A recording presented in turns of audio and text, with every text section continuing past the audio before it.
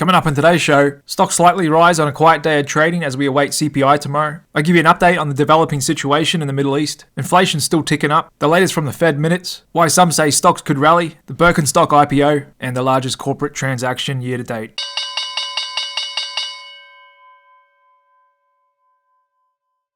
Welcome back to the Click Capital Daily Market Show, everybody. My name's Jared. I'm going to get you all up to date on everything that's happening out there in financial markets. And we got a little bit of a continuation in the rally we've seen. Kicked off last Friday and the stock market's been doing pretty well. In the face of that, hotter than expected non-farm payrolls, new war in the Middle East, and strong PPI data, all of which I'll get into a bit later on. And we did get a bit of a pullback in crude today, which caused energy stocks to come off, and we saw a bit of weakness in the healthcare and consumer defensive sectors as well. First, I'll just get you up to date on the latest between the Israel and Hamas war that broke out over the weekend. And so Hamas is an Islamic resistance militant group that had been in control of the Gaza Strip here. And over the weekend, they launched rocket attacks all throughout Israel, as we can see in these orange dots here, even up to their most populated city, Tel Aviv, but more so in the southern areas, in the cities of Ashkelon, Sikkim, and other areas around there. And as we can see in the red dots, that's where active fighting's going on. And these green dots represent the airstrikes by Israel into the Gaza Strip, as they're basically looking to flatten those terrorists once and for all. And politically speaking,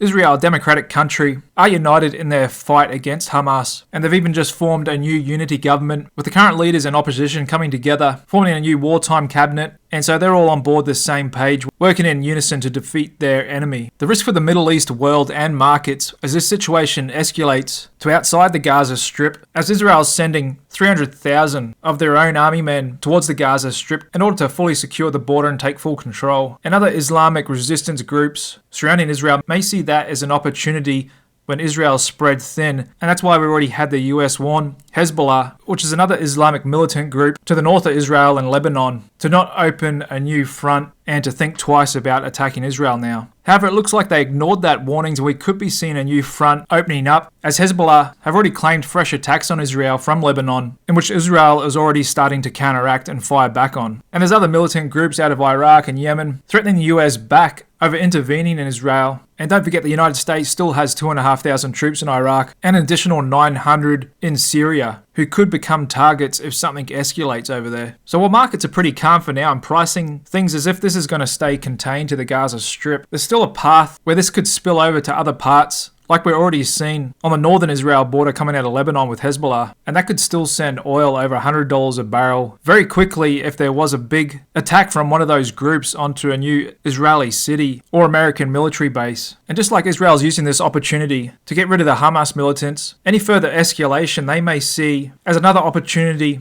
to neutralize Iran's nuclear developments and capabilities, as that is a long-term threat to Israel if Iran does obtain a nuclear weapon. And so if Israel did strike back at their nuclear facilities, some say we could see oil spike well north of $150 per barrel, which could take us back to a situation very similar of the early 70s of the Yom Kippur War, when a bunch of Arab states, Egypt and Syria, formed an alliance to attack Israel, and then America came to the defense, and in return OPEC, Arab oil-producing nations, which had a much larger control over the world's oil supply back then than they do now, did the oil embargo where they stopped sending oil over to the States. And that was a bit of a time of turmoil in markets. We can see in the S&P 500 after that happened, a month later it was down 7%, 3 months later it was down 13%, and a year later it was down 35%, as we saw oil skyrocket significantly higher in that period of time. And a lot of things came out of that, with America creating the Strategic Petroleum Reserve and looking to become more independent with their energy needs and looking to other alternative forms of energy as well. And looking out across other major events, on average, the market's lower a month later. However, it's pretty much normal stats 3-6 months later. But like I said, looking through back history, the Yom Kippur War and oil embargo was the closest scenarios to what we've got now. And that was a period of significant weakness in the stock market, driven by huge inflation and a ripping oil price. So hopefully it doesn't spill over further as markets are currently pricing.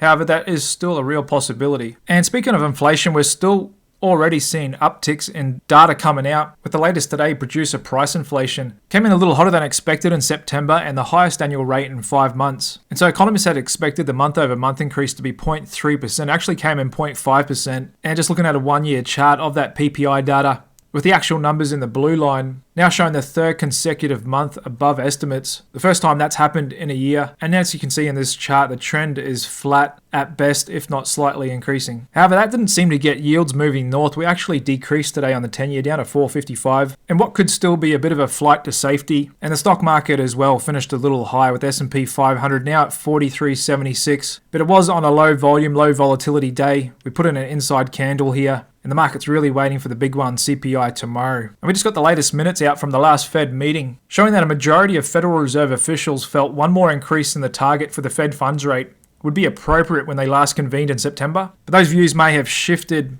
in recent days with those developments over the weekend. That's why we're seeing yields pull back. Because in addition, we've seen long-dated yields ripping higher, which the Fed's hoping will do the job for them. And so in the current environment, it would be surprising if the Fed did do another rate hike next month or in December. And the market's still only given about a 1 in 4 chance that will happen. And that's getting some stock market bulls excited that the Fed could well and truly be done here. And with that pullback in yields, and so far not seeming to worry much about the conflict in the Middle East, thinking it should stay contained to the Gaza Strip. That's why we've got research firms like Ned Davis saying bond pessimism is turning around, and that could mean a stock market rally is coming. They said the bond price rebound in response to the Middle East conflict may be a sign that the sentiment reversal is underway, with yields heading lower and stock prices higher. So this could also be a trigger for a rebound in gold sentiment and the gold price, accompanied by a downturn in dollar sentiment and a weakening dollar. And just looking at dollar index futures, they have pulled back a little bit, still on an uptrend above their 50, currently sitting at 105.50, and that's no doubt helped gold bump up a little bit, finish the day higher again, getting up to almost $1,900 an ounce. And there's a look at crude oil futures falling down to low 83 per barrel, now back into this support zone. And like I said, this is the market really pricing in that things are going to stay contained in Israel, and we're not going to see any new outbreaks. Because if we do, we could see oil spiking back up above $90 a barrel in no time. And we've also got Q3 earnings season kicking off tomorrow, starting with the banks as usual. And that's why we've got a Morgan Stanley portfolio manager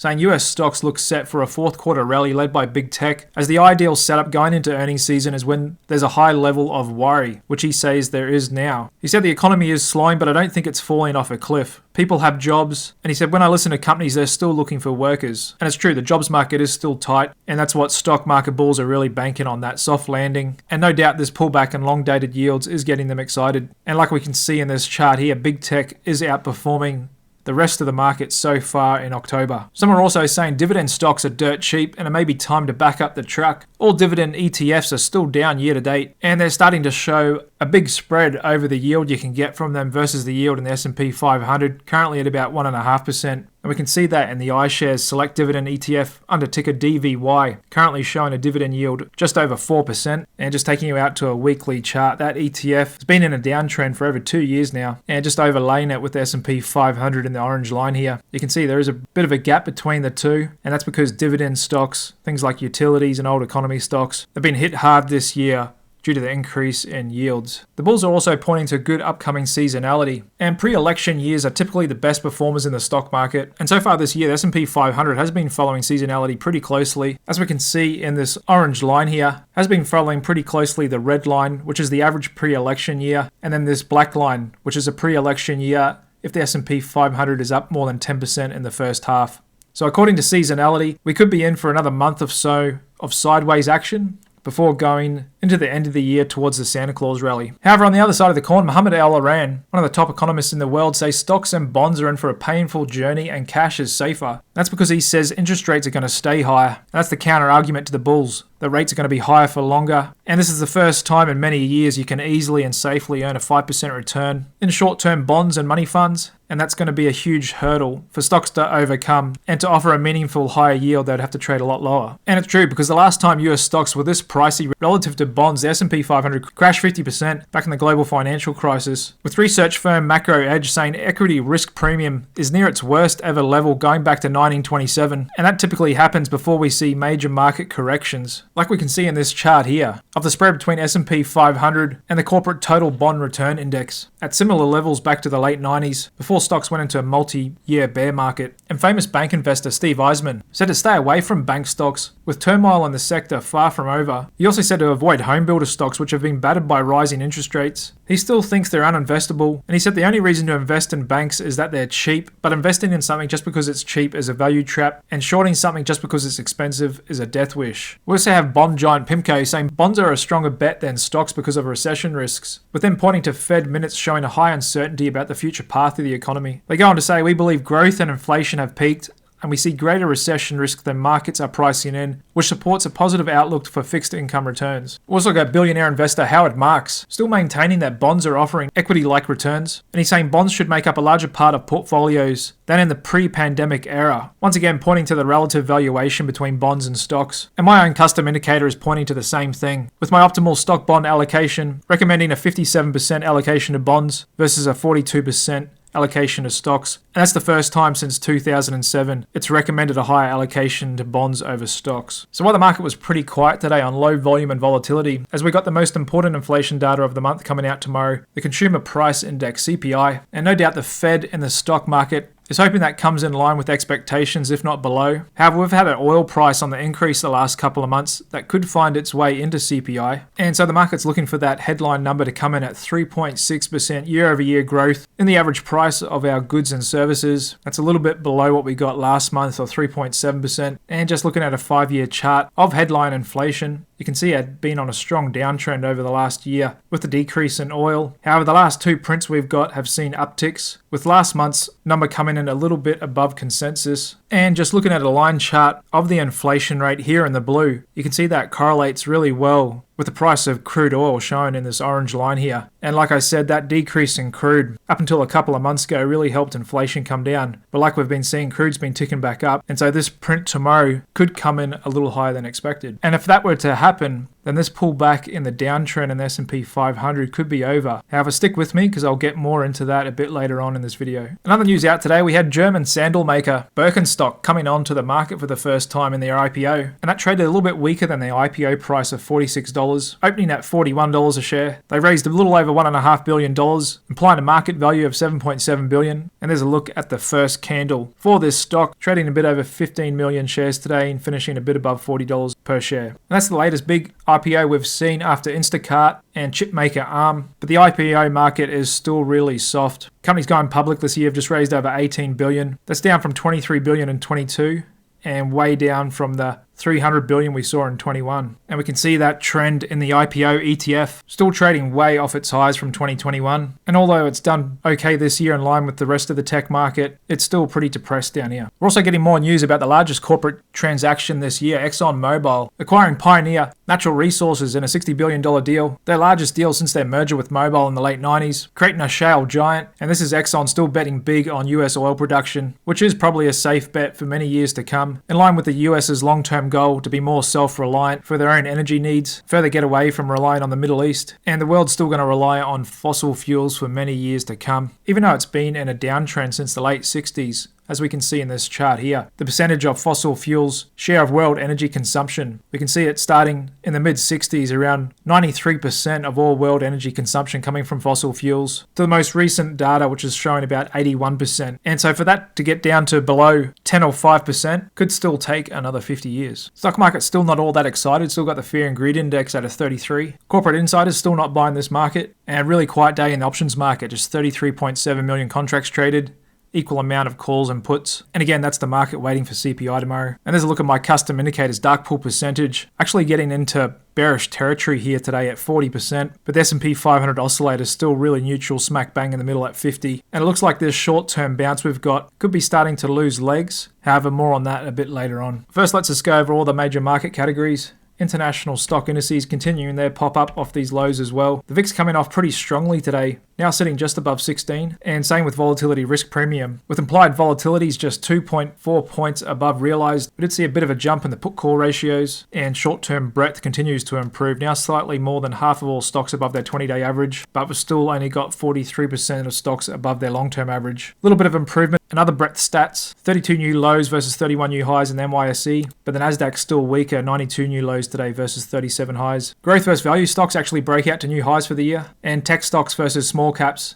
currently sitting at all-time highs, and a bit of weakness in the commodity growth spread of copper versus gold. And there's inflation expectations kind of coiling up here, and we actually got a little bit of strength the last couple of days in the 2-year yield, just sitting below 5%, but we really saw the long-dated stuff come off after the news on the weekend of the Israel-Hamas war. Now got the 30-year sitting at 4.69, and a bit of a pullback in international bond yields as well, which created a nice bump up in long-dated bond prices, as we can see in TLT, up over 2% today. Maybe it's put in a short-term bottom here after being significantly oversold, and same with corporate and high-yield debt as well. Is Bitcoin coming off again? And overall commodities still on a bit of a short-term downtrend, with gold one of the best performers and natty gas still holding up there. Over to stock sectors, still got a bit of weakness in the cannabis ETF. One of the best performing sectors of late has been that of cybersecurity ETF hack, and semis doing well back above their 50. But global jets still depressed down here on the high price of oil and Middle East conflict. There's gold miners reclaiming their 50-day, and defense stocks trading up again, high highs, high lows. Those pullback in yields have helped REITs add on 2% today, and defensive sectors healthcare and staples came off, but utilities actually had a good day, up 1.6%. Got JP Morgan kicking off earnings this season on Friday. We'll be watching them for their numbers and commentary on the economy and what they see out there across the consumer. And mega cap tech continuing to hold up well. There's Apple, Microsoft, Google, Amazon, and NVDA all trading up today. Tesla's still a little soft. Big rip up in meme stock Tupperware. Otherwise, it was a bit mixed across the board. There's a look at some of the defense contractors: Lockheed, RTX, Northrop Grumman, and L3 Harris Technologies. Israel stocks continue to come off a little bit. Got another bit of a pop up at Next Era Energy, and some of the other old economy stocks coming off a little bit. Did see a bit of a pop up in Walgreens this morning, almost getting up to $24 a share, and we've got earnings coming out of them tomorrow, so we'll be watching that one. This Carl Icahn stock still in trouble, trading near lows, and a little bit mixed in the regional banks here today, with Bank of America reporting next week, Citigroup and Wells on Friday, and Charles Schwab next week as well. Okay, there's S&P 500. Hasn't quite filled this gap yet at 4,400, which we could do tomorrow morning.